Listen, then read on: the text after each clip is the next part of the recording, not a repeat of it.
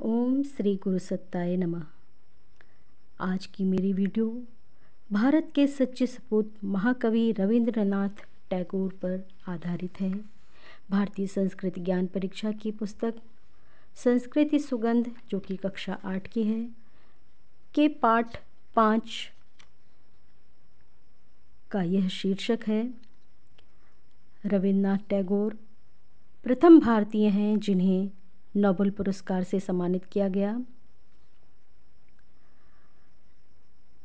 इस पाठ के प्रारंभ में लिखा है, हम सब भाई भाई हैं। अमीर गरीब व भेद निरर्थक है। मनुष्य मनुष्य में कोई अंतर नहीं है। प्रेम व भाईचारे का व्यवहार संसार का सबसे बड़ा सत्य सिद्धांत है। और यह विचार देश के मूर्धन्य कवि गुरुदेव रविंद्रनाथ ठाकुर के हैं। रविन्द्रनाथ ठाकुर का जन्म 9 मई 1861 को कलकत्ता के भारत प्रसिद्ध ठाकुर वंश में हुआ था। बच्चों, इस बात का ध्यान रखिएगा कि आप लोगों से परीक्षा में जो भी महान क्रांतिकारी हुए हैं या महान विभूतियाँ हुई हैं, उन सभी का यदि जीवन परिचय हम पढ़ रहे हैं तो उनका जन्म और मृत्यु का समय विशेषकर याद रखिएगा, क्योंकि इस पर भी आधारित प्रश्न आ सकता है। और चूंकि यहाँ पर इनके उस वंश का उल्लेख है जिसमें इनका जन्म हुआ था, तो हो सकता है इस पर भी बेस्ड आपका कोई प्रश्न आपसे पूछा जा सकता है। तो ध्यान रखिएगा कि इनका रविन्द्रनाथ ठाकुर का जन्म ठाकुर वंश में हुआ था। रविन्द्रनाथ जी बाल्यकाल की जो उनकी शिक्षा थी उनकी घर पर ही हुई थी। उनके घर का जो वातावरण था साहित्यिक था, साहित्य व संगीत के प्रति, इसीलिए उनके अंदर रुचि जागृत हुई।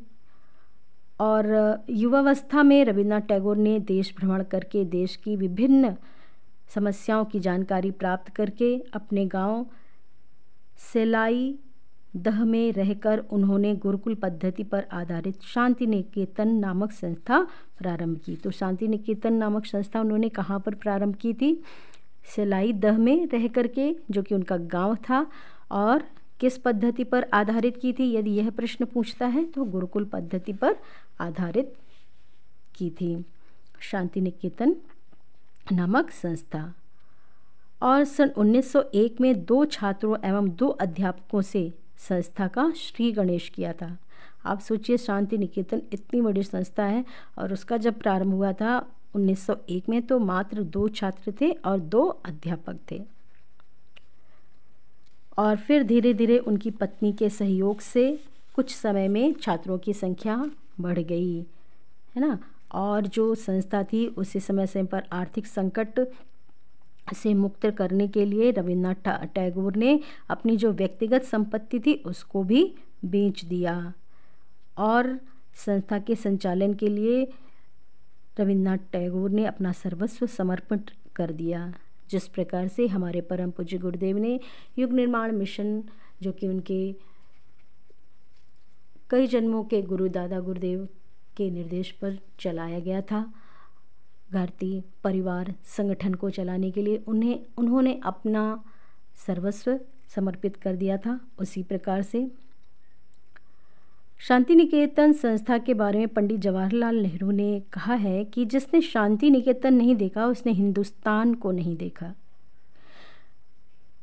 रविन्द्रनाथ टैगोर जी एक श्रेष्ठ साहित्यकार थे, कवि थे। उनकी लिखी कहानियाँ, कविताएं, लेख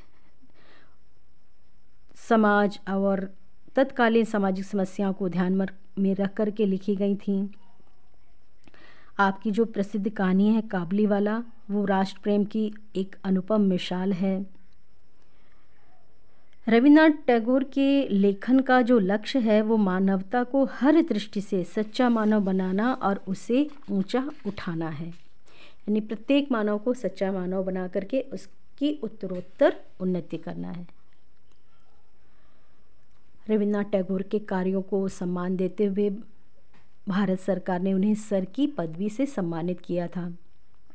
लेकिन रविन्द्रनाथ टैगोर ने जो जलियांवाला बाग कांड हुआ था, माफ़ करिएगा, जलियांवाला बाग कांड हुआ था, घटना हुई थी, उससे वो इतने व्यथित हुए थे कि उन्होंने अपनी सर की पदवी लौटा दी थी सरकार को। सन 1913 में महाकवि रविन्द्रनाथ टैगोर की रचना गीतांजलि पर उन्हें विश्व प्रसिद्ध नोबेल पुरस्कार प्रदान किया गया था। कब प्रदान किया गया था? 1913 में। किस रचना पर? गीतांजलि पर। तो ये दोनों बिंदु भी याद रखिएगा, इस पर भी प्रश्न आ सकते हैं। इस समाचार से पूरे भारत में खुशी की लहर फैल गई और रविन्द्रनाथ टैगोर ने कहा कि प्रभु की निकटता पाने के लिए जप तप योग वैराग की आवश्यकता नहीं है, वह तो हमारे हृदय में स्पष्ट रूप से बैठा हुआ है।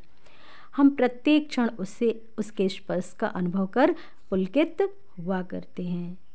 यानी ईश्वर कहीं और नहीं है, वो हमारे हृदय में ही विद्यमान है। रविंद्रनाथ महान राष्ट्रभक्त तथा स्वदेशी के समर्थक रहे हैं। हमारा राष्ट्रगान जन गण मन अधिनायक जय हे की रचना भी रविन्द्रनाथ टैगोर द्वारा ही की गई है। 11 दिसंबर 1911 को लिखा गया यह गीत 27 दिसंबर 1911 को कलकत्ता के अधिवेशन में, जो कि कांग्रेस का अधिवेशन था, पहली बार गाया गया। स्वतंत्रता प्राप्ति के पश्चात 24 जनवरी 1950 को संविधान सभा द्वारा इसे राष्ट्रीय गीत घोषित किया गया। यानी हमें इस बिंदु पर ध्यान रखना है कि जनगण मन कब लिखा गया, तो यह 11 दिसंबर 1911 को लिखा गया। और इसे पहली बार कब गाया गया? इसे पहली बार कांग्रेस के कलकत्ता अधिवेशन में 27 दिसंबर 1911 को गाया गया। और स्वतंत्रता प्राप्ति के पश्चात 24 जनवरी 1950 को संविधान सभा ने इस गीत को राष्ट्रीय गीत घोषित कर दिया। इस गीत के संदर्भ में महाकवि रविन्द्रनाथ टैगोर जी कहते हैं कि यह गीत ईश्वर को समर्पित करते हुए ईश्वर से भारत का भाग्य संवारने की प्रार्थना की गई है।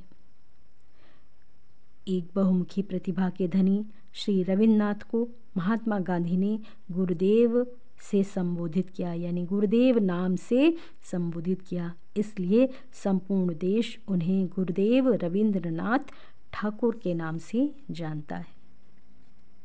बच्चों, इस पाठ में पूर्व के पाठों के ही समान 2 प्रश्न दिए हुए हैं, किंतु आप सभी को अन्य प्रश्नों की भी रचना करनी है और विभिन्न तिथियां दी हुई हैं, उन तिथियों पर आधारित प्रश्न इस पाठ से आ सकते हैं, तो उसका ध्यान रखिएगा। अभ्यास प्रश्न में महाकवि रविन्द्रनाथ टैगोर की रचना या स्थापना नहीं है। पहला प्रश्न इस प्रकार का है कुछ, और इसमें काबुलीवाला, गीतांजलि, शांति निकेतन, शांति कुंज, ये ऑप्शंस दिए हैं, जिनके की आंसर्स आप सभी कमेंट बॉक्स में अवश्य लिखिएगा। नेक्स्ट क्वेश्चन है, टैगोर को विश्व प्रसिद्ध नोबेल पुरस्कार जिस कृति पर मिला वह कौन सी कृति है? इसको भी आपको कमेंट बॉक्स में लिखना है। इसी के साथ साथ इस पाठ के अंतर्गत एक छोटी सी संत ज्ञानेश्वर की कहानी दी हुई है कि संत ज्ञानेश्वर ने सज्जन की पानी के साथ तुलना की है।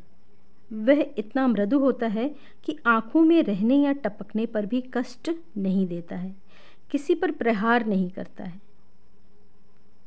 अपनी नम्रता की शक्ति से जिस पत्थर पर गिरता है उसे उससे भी और चिकना बनाने में सफल होता है। उसी प्रकार से जैसे एक सज्जन व्यक्ति कभी किसी को कष्ट नहीं देता, किसी पर प्रहार नहीं करता और उसकी नम्रता के सानिध्य में जो भी आता है वह और भी अधिक नम्र हो जाता है। उसकी नम्रता की शक्ति से वह अवश्य ही प्रभावित होता है और उसमें भी परिवर्तन आता है, उसको भी प्रेरणा मिलती है। आशा है आप सभी को यह वीडियो अवश्य पसंद आई होगी। यदि पसंद आई हो तो अधिक से अधिक शेयर करें और यदि चैनल पर नए हैं तो इसे सब्सक्राइब करें। आप सभी का हृदय से आभार मुझे सुनने के लिए। जय गुरुदेव, प्रणाम सभी को।